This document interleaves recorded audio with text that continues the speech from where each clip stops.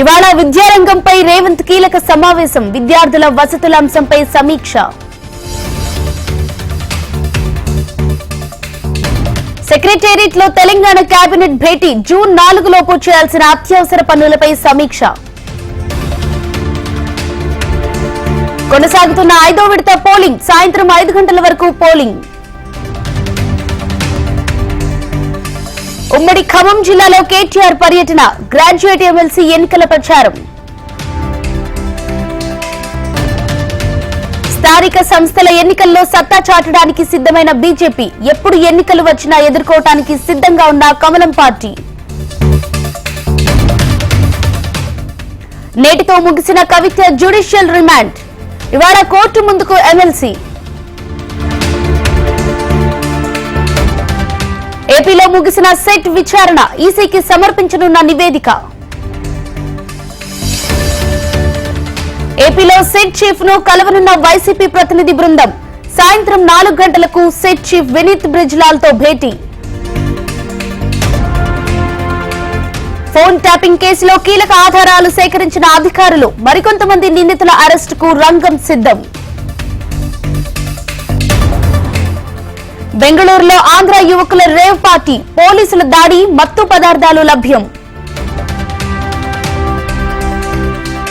Bengaluru rave పార్టీలో పాల్గొనున్నట్టు హేమపై వార్తలు. తనపై వస్తున్న వార్తలను ఖండించిన సినీ నటి. హైదరాబాద్ ఎస్ఆర్ నగర్ లో చోరీ కలకలం. బంగారు ఆభరణాలు, డబ్బు, ల్యాప్టాప్ ఎత్తుకెళ్లిన దొంగలు. తెలుగు రాష్ట్రాల్లో 3 రోజుల పాటు వర్షాలు. ఏపీలో తేలికపాటి నుంచి మోస్తారు వర్షాలు.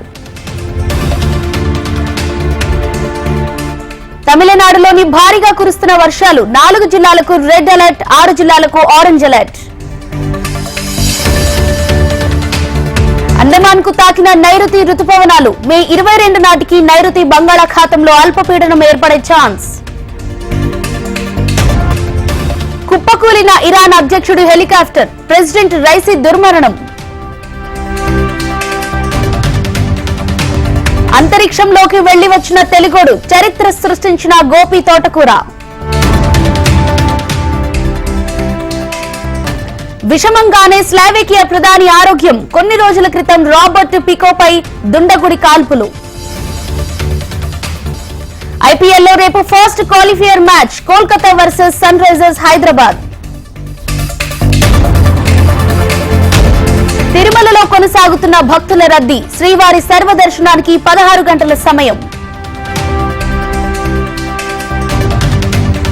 2వ రోజు శ్రీశైలంలో భక్తుల సందడి. భక్తులతో నిండిపోయిన క్యూ లైన్లు.